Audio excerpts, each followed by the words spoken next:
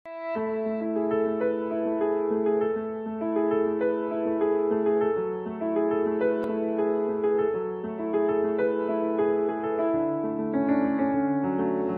morning every student. Myself Azhar Ansari, Senior Imaging Technologist, VN Mehta.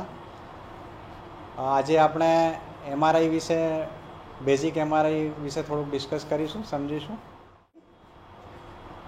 MRI is a radiology technique that use magnetism radio waves and a computer to produce images of body structures. The first MRI exam was performed on a human body.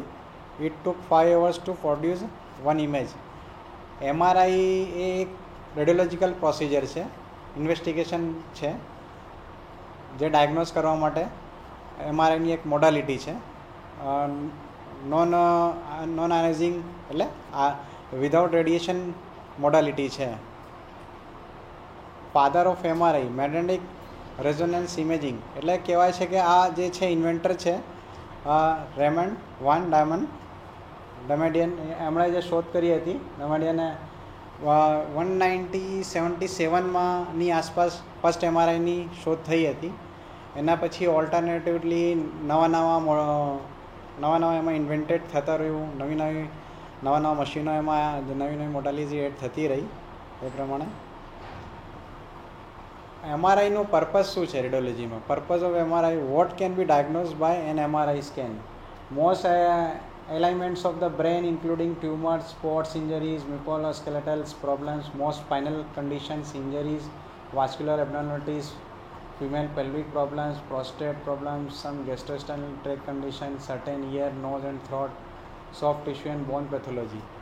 એટલે જે આટલી વસ્તુઓ આના કરતાં પણ ઘણી બધી વસ્તુઓ જે છે જે MRIમાં ડાયગ્નોઝ થાય છે, એ પર્પઝથી MRI મોડેલિટી યુઝ થતી હોય છે. જેમ કે કોઈ સ્પોર્ટ્સ ઇન્જરી છે, કોઈ લિગામેન્ટ ઇન્જરી છે, કોઈ ટેન્ડન ઇન્જરી છે. આવી બધી વસ્તુઓ પણ જે અધર મોડેલિટીમાં જેમ કે CT સ્કેન કે એવી કોઈ મોડેલિટીમાં નથી ફાઇન્ડ થતી, એ MRIમાં ડાયગ્નોઝ કરી શકાય છે.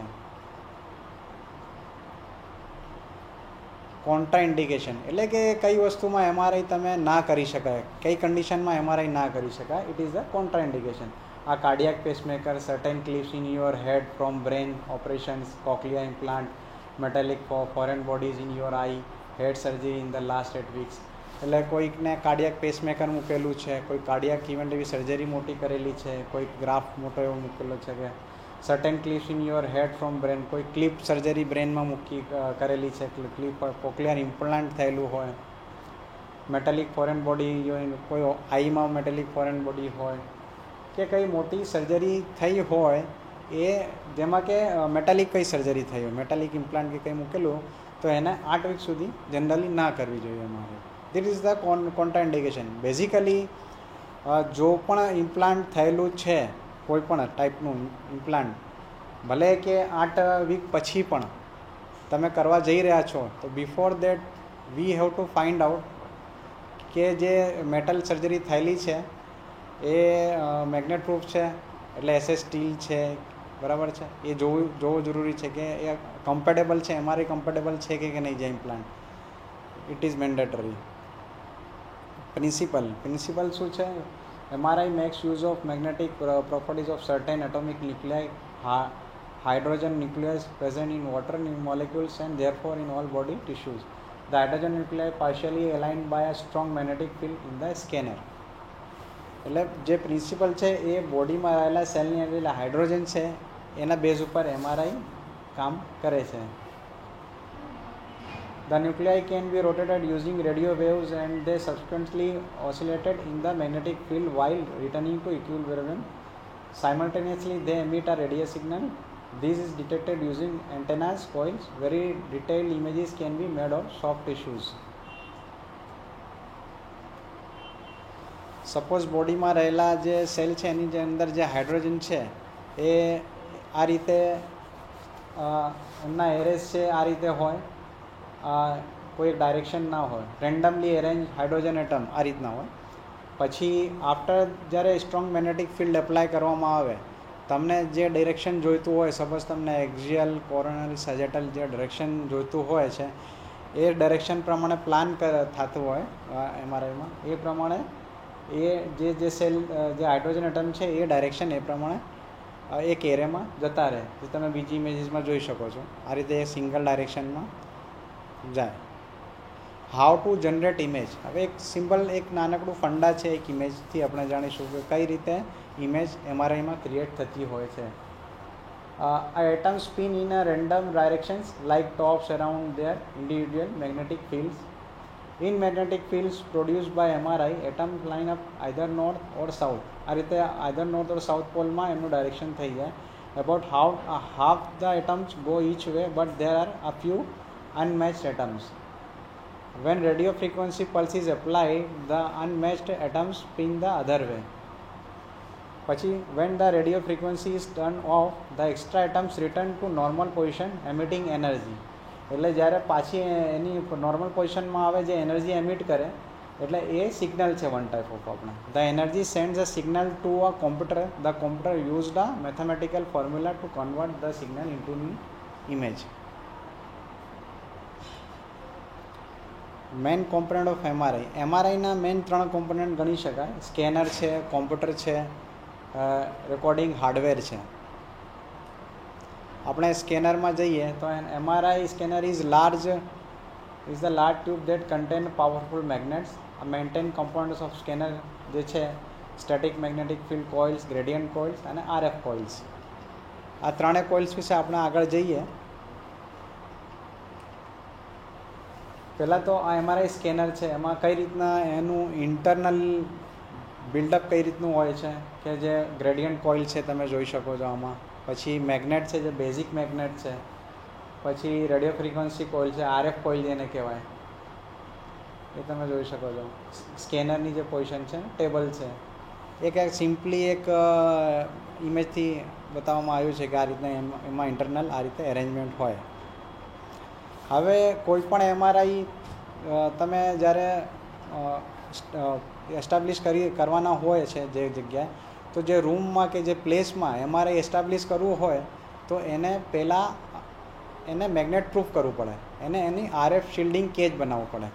સપોઝ એક મોટા હોલમાં કે મોટા રૂમમાં તમે એમઆરઆઈ જેન્ટ્રી રૂમ નાખવા જઈ રહ્યા છો તો એને પહેલાં મેગ્નેટ પ્રૂફ કરવું પડે. દેટ મીન્સ કે એની બહાર એ રૂમની બહાર કોઈ પણ મેટાલિક વસ્તુ હોય એ ખેંચાય નહીં, કે બહારથી અંદર અને અંદરથી બહાર કોઈ મેગ્નેટિક ફ્રિકવન્સીનું આપલે ના થઈ શકે. એના માટે આ આરએફ કેજ બનાવવામાં આવતું હોય છે. એટલે જેને રેડિયો ફ્રિકવન્સી શિલ્ડ કે કેજ કહીએ કે કેબિન કહીએ, જેને કવર્ડ કરીએ. પહેલાં આખા રૂમને ચારે બાજુથી કવર્ડ કરીએ છીએ, મેગ્નેટ પ્રૂફ બનાવવામાં આવે છે. એકની આ ઇમેજ છે કે કઈ રીતે મેગ્નેટ પ્રૂફ કેજ તૈયાર પહેલાં કરવામાં આવે. Type of magnets. હવે ટાઈપ ઓફ મેગ્નેટ્સ પહેલાં 3 ટાઈપના છે: permanent magnets, resistive magnets, superconductive magnets. હવે પરમેનન્ટ મેગ્નેટ્સમાં શું હોય? લો પાવર કન્ઝપ્શન અને low operating cost, small fringe field. એટલે એની જે ફિલ્ડ હોય છે કેપ્ચર કરવાની એ નાની હોય. રેઝિસ્ટિવ મેગ્નેટ્સ ઓબ્સોલ્યુટ ના high power, cheaper to make, થોડી ચીપર હોય. એના પછી આવે છે superconductive magnets. High field strength, લાંબા લેવલનું આપણે એની ઇમેજ ગેટ કરવા માટે લાંબુ રિજિયન બોડીનું કવર કરી શકાય. એડવાન્સ એપ્લિકેશન, એની જોડે અલગ અલગ નહીં એડવાન્સ એપ્લિકેશન છે ના સુપર કન્ડક્ટિવ મેગ્નેટ જોડે. થોડુંક એક્સપેન્સિવ છે બટ હાલની તારીખમાં દરેક જગ્યાએ સુપર કન્ડક્ટિંગ મેગ્નેટ્સ જ યુઝ કરે છે. દરેક કંપનીઓ હવે સુપર કન્ડક્ટિવ મેગ્નેટ્સ જ યુઝ કરે છે. સ્ટેટિક મેગ્નેટિક ફિલ્ડ્સમાં જોવા જઈએ તો 3 methods of generate magnetic fields છે. ફિક્સ મેગ્નેટ છે, રેઝિસ્ટિવ મેગ્નેટ છે, સુપર કન્ડક્ટિંગ મેગ્નેટ્સ છે. Fix magnet are resistive magnet are generally restricted to field strength below 0.40. High resolution image system use superconductive magnet. The superconducting magnets are large and complex. They need the coil to be soaked in liquid helium to reduce their temperature to value close to absolute zero. એટલે તમારે જે આ જે રીતે વાત થઈ super conductive મેગ્નેટ્સ ઉપર જઈશ, ફિક્સ અને રેઝિસ્ટિવને હમણાં જવા દઈશું because of we are using now આ days generally superconductive magnets. તો સુપર કન્ડક્ટિવ મેગ્નેટ્સમાં શું છે? લાર્જ અને કોમ્પ્લેક્સ. એ કોઇલની સાથે સાથે હિલિયમ પણ, લિક્વિડ હિલિયમ યુઝ થાય છે મશીનમાં. એનું પર્પઝ હોય છે કે જે ટેમ્પરેચર છે એનું ઓછું કરી શકાય છે. ટેમ્પરેચર વધારે થતું હોય તો હિલિયમ હેલ્પ કરે છે તમને, લિક્વિડ હિલિયમ એમાં. Gradient coils are used to produce deliberated variations in the main magnet field. There are usually 3 sets of gradient coils, one for each direction. The variation in the magnet field permits localization of image slices as well as phase encoding and frequency encoding. The set of gradient coils for the z-axis are Helmholtz pairs, and for the x and y axis pair settles. એટલે જે field છે અંદર, જે આપણો બોર્ડની અંદર જે field છે, એટલે જે gradient coils is working as a X Y Z areas. Radio frequency coil, RF coils act as a transmitter and receiver. એટલે આરએફ કોઇલ હોય છે એ બે રીતની આવે છે, બધી ટ્રાન્સમીટર અને રિસીવર નથી હોતી. અમુક ખાલી ટ્રાન્સમીટર હોય છે, અને અમુક એવી કોઇલ્સ આરએફ કોઇલ્સ અમુક એવી પણ હોય છે કે ટ્રાન્સમિટ પણ કરે અને રિસીવ પણ કરે.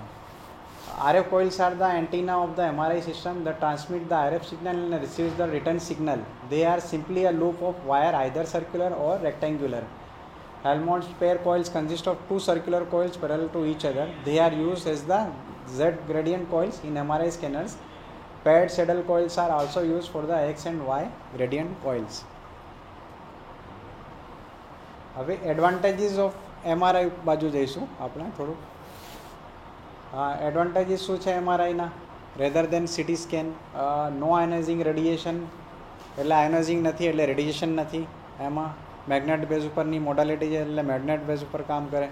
ઘણાને નથી ખબર હોતી, ઇવન ઇફ મેડિકલ ઘણા સ્ટાફને કે પેરામેડિકલ સ્ટાફને નથી ખ્યાલ હોતું, એ મર્જ થઈ જાય છે કે સિટી સ્કેન, એક્સરે અને એમઆરઆઈ બધું રેડિયેશન મોડાલિટી છે. બટ આ રેડિયેશન મોડાલિટી નથી, આ બીજી બધી મોડાલિટીથી અલગ છે જે મેગ્નેટ ફિલ્ડ પર કામ કરે છે. Variable thickness in any plane, એટલે variable thickness in any plane એટલે જે સિટી સ્કેનમાં જે છે એ તમે જ્યારે સ્કેન કરતા હો ત્યારે એક સિંગલ એક્ઝિયલ ઇમેજીસ જ આવતી હોય છે તમારે. પછી એ જે એક્ઝિયલ ઇમેજીસ આવતી હોય છે એને આપણે 3Dમાં નાખીને કરીને આપણે કોરોનલ અને સજેટલ ઇમેજીસ પણ ગેટ કરી શકતા હોઈએ છીએ.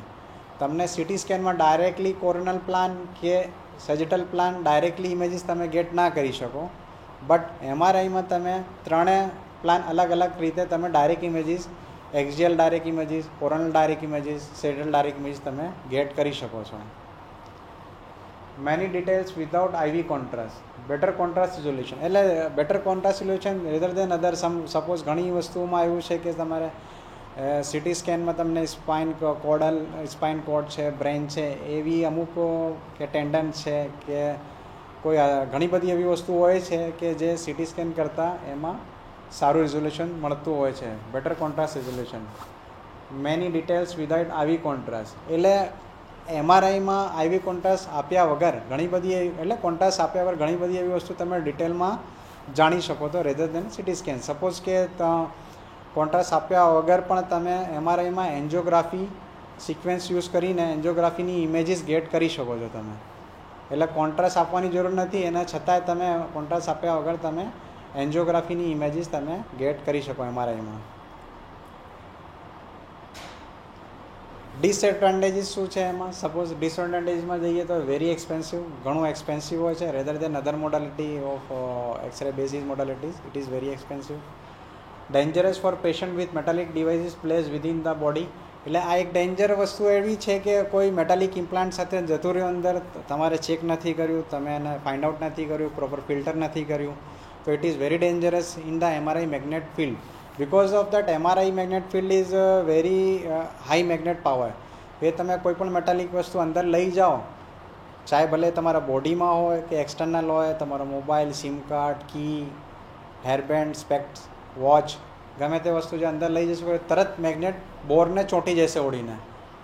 સિમિલરલી એ જ વસ્તુ જો બોડીમાં કોઈ ઇમ્પ્લાન્ટ હોય તો એ પણ તમારા બોડીના ઇમ્પ્લાન્ટ ખેંચાઈ શકે, કોઈક એક્સિડન્ટલી કોઈ ઇન્સિડન્ટ થઈ શકે છે. એટલે it is mandatory to filter that is there any device in the body. કોઈ પણ ઇમ્પ્લાન્ટ છે બોડીમાં એ મેગ્નેટ પ્રૂફ છે, મેગ્નેટ બોરમાં ચાલી શકશે કે નહીં, એની તહકીકાત એને ઇન્વેસ્ટિગેટ કર્યા પછી તમે એને અંદર મેગ્નેટ ફિલ્ડમાં લઈ શકો છો. Difficult to be perform on claustrophobic patients, એટલે ડિસએડવાન્ટેજમાં એક એવું છે કે બોર એની લાંબી હોય છે rather than CT scan. CT સ્કેનની બોર નાની હોય, આની બોર મોટી હોય છે. કોઝ ઓફ એમાં અંદર મેગ્નેટ્સ છે. એટલે જે બોર લાંબી હોય છે એના લીધે શું છે, પેશન્ટને છોડાઈને તમે અંદર જવા દો ત્યારે પેશન્ટને ગભરામણ થાય એ બોરની અંદર. એટલે પેશન્ટ ગભરાઈને ઊભો થઈ જાય, ઇન્વેસ્ટિગેશન કરાવવા ના માંગતા હોય. એ આવા ઘણા કેસીસમાં આવા ક્લોસ્ટ્રોફોબિક થતું હોય છે પેશન્ટ્સને. એ એક મોટું ડિસએડવાન્ટેજ ગણાય. Movement during scanning may cause blur images. MRIમાં સિટી સ્કેન કરતાં થોડુંક લાંબુ ટાઈમ જતું હોય છે એની ઇન્વેસ્ટિગેશનમાં, તપાસમાં. એટલે પેશન્ટને લાંબુ ટાઈમ સૂઈ રહેવાનું થતું હોય છે. આવા કેસીસમાં પેશન્ટ બ્લર કરી દીધું, શ્વાસ લઈ લીધું કે હલી ગયું, તે એવા કેસીસમાં તમારે બ્લર ઇમેજીસ કે movement during scanning may cause blur images, એટલે એવા ચાન્સીસ વધારે જોવા મળી શકે છે. RF transmits can cause severe burns if mishandled. Suppose કોઈક RF ટ્રાન્સમિટ જે કોઇલ્સ હોય છે એ તમારે કોઈ પણ એક ઓર્ગન, જે ઓર્ગનનું સ્કેન કરવાનું છે, કોઈ પણ એક ભાગનું સ્કેન કરવાનું છે, એ ભાગમાં કદાચ કોઈક કોસ્મેટિક વસ્તુ એપ્લાય કરેલી હોય તો પણ એવા કેસીસમાં પણ તમારે સ્કિન બર્નના ચાન્સીસ છે. એક બીજી વસ્તુ એ કહેવા માગું છું કે MRIમાં જે કોઇલ્સ વિશે આપણે ડિસ્કસ કરી, એ કોઇલ્સમાં દરેક કોઇલ્સના સેગમેન્ટ વાઇઝ હોય, મીન્સ કે જે બોડીના અમુક પોર્શન માટે એ રીતે બનાવેલી હોય છે. સપોઝ તમારે હેડનું MRI કરવાનું છે, હેડ કોઇલ અને નેક કોઇલ આવે છે. પછી એબ્ડોમેન માટે એબ્ડોમેન કોઇલ હોય છે. ની માટે ની એક્સ્ટ્રીમિટી કોઇલ અલગ આવે છે. એ રીતે અલગ અલગ કોઇલ પ્લાન કરે છે. ઘણા નાવ ડેઝ તો હવે દરેક કંપનીઓ ઇનબિલ્ટ ટેબલમાં જ કોઇલ આપતી હોય છે કે તમારે ડાયરેક્ટલી એક સામટું વારે ઘડીએ, સપોઝ સ્પાઇન MRI સ્પાઇન કરવા જતા હો તમે, તો વારે ઘડીએ એની કોઇલ ચેન્જ ના કરવી પડે અલગ અલગ તમારે. એક બીજું ડિસએડવાન્ટેજ એ છે કે સિટી સ્કેનમાં તમે નેકથી લઈને ફૂટ સુધી કે હેડથી લઈને ફૂટ સુધી સ્કેન ડાયરેક્ટલી સાયમેલ્ટેનિયસલી કરી શકો છો સિટી સ્કેનમાં. આમાં એક ડિસએડવાન્ટેજ આ છે કે તમે આખાથી લઈને એક જ વખત સિંગલ ટાઈમમાં એ સ્કેન ના કરી શકો. We have to scan in a different portion, સેગમેન્ટમાં કરવું પડે. સપોઝ નેક થોરેક્સનું લીધું સ્કેન તમે, પછી થોરેક્સ એબ્ડોમેન લીધું, પછી એબ્ડોમેન પેલ્વિસ અને થાઈનું લીધું. એ રીતે અલગ અલગ સેગમેન્ટમાં સ્કેન કરવું પડે. સાયમેલ્ટેનિયસલી એક જ વખત ના થાય. પછી એને તમે મર્જ કરીને એક આખી મોટી ઇમેજ તમે ક્રિએટ કરી શકો છો. ભલે તમે એન્જિયોગ્રાફી માટે પણ એવું કરી શકો. MRIમાં એક ડાયરેક્ટલી એક સાથે સિંગલ ટાઈમમાં સ્કેન ના થઈ શકે આખા બોડીનું, એક ડિસએડવાન્ટેજ છે. Pre test care. હવે MRI પ્રી ટેસ્ટ કેર શું છે? The MRI magnetic resonance image scanner use an extremely strong magnet, so people with certain types of medical implant cannot be scanned because the magnet can potentially move medical devices with metal in them or affect their function. Therefore, before you enter the scanning area, you should be asked if you have any medical device in your body. એટલે કોઈ બોડીમાં implant છે પહેલાં થયેલું છે તો એ implant suppose TKR થયેલું એટલે ટોટલ ની રિપ્લેસમેન્ટ છે કે હિપ રિપ્લેસમેન્ટ થયેલું છે કે ગમે તે કોઈ પણ ઇમ્પ્લાન્ટ થયેલું છે અંદર, તો એની ડિટેલ પહેલાં એ જે તે ઓપરેશન થયેલું છે એની જોડે કોર્ડિનેટ કરવી પડે કે કયા ટાઈપનું મટીરિયલ, ટિટેનિયમ નાખ્યું છે કે બીજું કંઈ મટીરિયલ નાખ્યું છે, એ નક્કી કરવું, ફાઇન્ડ આઉટ કરવું જરૂરી છે એની ફાઇલ જોડે કે એની હિસ્ટ્રી જોડે. એ MRI બોર્ડની અંદર જેન્ટ્રી રૂમને લેતા પહેલાં. એટલે તમારે શું શું જરૂરી છે કે કોઈ પણ એક પણ મેટાલિક વસ્તુ એની બોડી જોડે એટેચ ના હોવી જોઈએ. નથી ઇયરિંગ છે, રિસ્ટ વોચ છે, પર્સ છે, હેરપિન છે, સ્પેક્સ છે, આ બધી વસ્તુ તમારે કાઢી રાખવી પડે MRIની અંદર લેતા પહેલાં. Make sure that. અને બીજું કોઈ પણ એની જોડે MRIમાં ઘણી વખત શું થતું હોય છે કે MRIમાં IPD પેશન્ટમાં લેતા પહેલાં ઘણા ઓક્સિજન સિલિન્ડર લઈ જતા હોય જોડે જોડે, કોઈ ભૂલથી. એ ના બને. કોઈ પણ જોડે જો પેશન્ટના સગા આવતા હોય, અધરવાઇઝ કોઈ ward boy, nursing staff, anaesthetic doctor IPD કેસમાં અંદર જતા હોય તો make sure that before entering the gantry MRI gantry room every metallic વસ્તુ કાઢેલી હોવી જોઈએ. MR contrast. હવે MRI કોન્ટ્રાસ્ટ છે એ contrast in MRI relatively difference of the signal intensity between two adjoint tissues. Contrast agent substances administration during MRI to enhance natural contrast, obtain dynamic information. MRI contrast gadolinium, rare earth metal of Lanhedel group, atomic number 64, free GD ion tends to accumulate in the body and do not get extricated. Free GD-ion are toxic. Basically MRI જે છે MRIમાં contrast ગેડોલિનિયમ use થતું હોય છે. City scan અને MRIના કોન્ટ્રાસ્ટમાં number of amount contrast ઓછું use થતું હોય. Suppose તમે આયોનિક કોન્ટ્રાસ્ટ જે છે નોન આયોનિક આયોનિક કોન્ટ્રાસ્ટ જે આપતા હો છો રેડિયો સિટી સ્કેન એક્સરે કે કોઈ પ્રોસિજર્સમાં એક્સરે બેઝ પ્રોસિજર્સમાં એમાં નંબર ઓફ એમાઉન્ટ કોન્ટ્રાસ્ટ વધારે આપવું પડતું હોય છે. જો કે એમાં આટલું બધું 10 ml કે મેક્સિમમ 20 ml સુધી તમારે ગેડોલિનિયમ કોન્ટ્રાસ્ટ આપવાનું થતું હોય છે કોઈ પણ MRI કોન્ટ્રાસ્ટની કોઈ પણ તપાસમાં. એટલે bulk of amount of contrast ઘણું ઓછું થઈ જાય છે. નિયર બાય 80% જેટલું એમાઉન્ટ કોન્ટ્રાસ્ટ ઓછું થતું હોય છે. MRI કોન્ટ્રાસ્ટ આપ્યા પછી તમારે T1 basis sequences is must important to take the T1 base sequences. Types of MRI, what kind of images? T1, T2, PD, DWI, ADC, GE, perfusion, bold images, MRA, MRV, post-GD images, volumetric, MRI, flare, stir. એટલે આટલી ટાઈપ્સની images છે જે એકબીજા જોડે differ થતી હોય છે, એકબીજાથી અલગ છે. બધા સિક્વન્સીસ છે. આટલી ટાઈપની સિક્વન્સીસ આના કરતાં પણ ઘણી વધારે છે. સિક્વન્સીસ અલગ અલગ મશીનમાં અલગ અલગ એડિશન પણ હોય છે. પણ આટલા બેઝિક જે સિક્વન્સીસ છે એ એપ્લાય કરવાની હોય છે ને એના બેઝ ઉપર અલગ અલગ ઇમેજીસ અલગ અલગ કોન્ટ્રાસ્ટ સાથે આવતી હોય છે અને એના બેઝ પર ડાયગ્નોસિસમાં હેલ્પ મળે છે આપણને. એક શોર્ટમાં શું છે ડિફરન્સ એમ કે સિટી MRમાં એમ કે સિટી ફાસ્ટર છે, MR નોન આયોનાઇઝિંગ રેડિયેશન છે, લેસ એક્સપેન્સિવ છે, જ્યારે ગ્રેટર ડિટેલ્સ MRIમાં hence less sensitive to patient movement છે એટલે સિટીમાં, જ્યારે more sensitive and more specific છે એટલે કે આમાં ચાન્સીસ મૂવમેન્ટના ઓછા કે MRમાં વધારે હોય છે કે ટાઈમ ઓફ પીરિયડ ઇન્વેસ્ટિગેશનનું લાંબુ હોય છે. Easier in claustrophobic. સિટી સ્કેનમાં આટલી ગભરાવાની જરૂર હોતી નથી, બોર મોટું નથી હોતું. એની પ્લેન સ્કેનિંગ MRIમાં એની સામે દરેક પર્ટિક્યુલરલી મેં જેમ અગાઉ કીધું એક્ઝિયલ, કોરોનલ અને સેટલ ડાયરેક્ટલી તમે પ્લાન ગેટ કરી શકો છો. એક્યુટ હેમરેજ છે જે સિટીમાં દેખાય, કોન્ટ્રાસ્ટ લેસ એલર્જીક છે, કેલ્સિફિકેશન આ બાજુ, બોન ડિટેલ્સ છે, ફોરેન બોડી છે. જે સિટીમાં bone detail you can find out very easily, જે કે આટલી સારી ડિટેલ MRIમાં બોન માટે નથી મળતી. બરાબર છે. MRમાં નો બીમ હાર્ડનિંગ આર્ટિફેક્ટ નથી મળતી તમને. એટલે ઘણા વાઇસ વર્ષા આ રીતે સિટી અને MR વર્સિસ ઘણી વસ્તુ છે જે બીજાથી ડિફર થાય છે. Okay, thank you.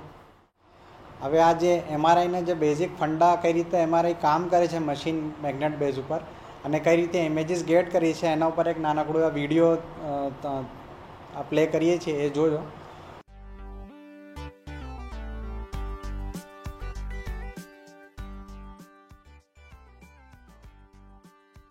Magnetic resonance imaging, or MRI machines, are powerful diagnostic tools that use strong superconducting magnets and radio waves to generate images of the body's soft tissues. Here we'll see exactly how the magnet's field interacts with the body to make those images.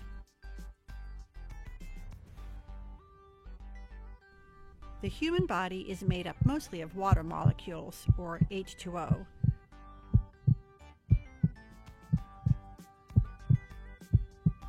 So it contains lots of hydrogen atoms. These atoms react in a very useful way to an MRI's main magnetic field and the radio waves it emits.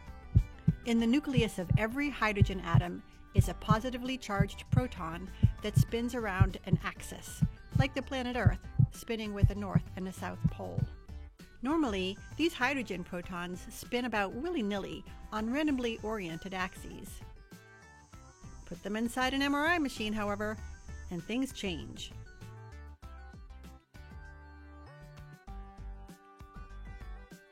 Suddenly, the axes of the hydrogen protons realign with a powerful magnetic field and spin, just like a top, at a specific frequency, its resonance frequency, that is a function of the strength of the magnetic field, represented here by blue lines. Half the protons face in the direction of the field and the other half in the opposite direction. Well, not exactly half. There are a few more hydrogen protons arranged in opposition to the magnetic field than there are arranged in alignment with the field. Those protons, lacking a match among the oppositely aligned protons, are the protons targeted by the MRI scanner. Inside the MRI, an RF coil is placed near the part of the body being scanned. This is a radio antenna that transmits and receives radio frequency, or RF waves. The MRI technologist uses it to send RF pulses at the resonant frequency of the spinning protons. When the RF coil is turned on, the unmatched protons absorb the energy of the RF waves, which causes them to flip on their axes. They are still in line with the magnetic field, but now in the opposite direction. When the RF pulse stops, the protons release that absorbed energy, return to their previous alignments, and, in so doing, emit a signal back to the coil. Let's watch this one more time. The protons absorb the energy from the RF waves, then flip on their axes and emit the energy back to the coil. That signal gets turned into an electric current, which the scanner digitizes. The scanner processes the signal using advanced algorithms in order to produce the image. Tissue with less water in it will have fewer hydrogen protons to emit signals back to the RF coils. Those areas appear darker on MRI scans. The varying signal strengths get translated into various shades of gray, which radiologists recognize as different types of tissue on the scan. MRIs can be used to scan the brain, joints, and other parts of the body in order to highlight abnormalities such as herniated vertebral discs, cancer, stroke, broken ligaments, and aneurysms. The radiologist uses multiple RF pulses at different powers and in different sequences to manipulate the signal from those parts of the body. આ એમઆરઆઈની જે એટલી આપણે જે study કરી જે સમજ્યા છીએ એના બેઝ ઉપર 10 ક્વેશ્ચન્સ મૂકીશું જેનો આન્સર તમે radiology@unmicrc.org ઉપર તમારે દરેક સ્ટુડન્ટે નામ અને એમના કયા કોર્સમાં છે એની સાથે એના આન્સર મોકલવાના રહેશે.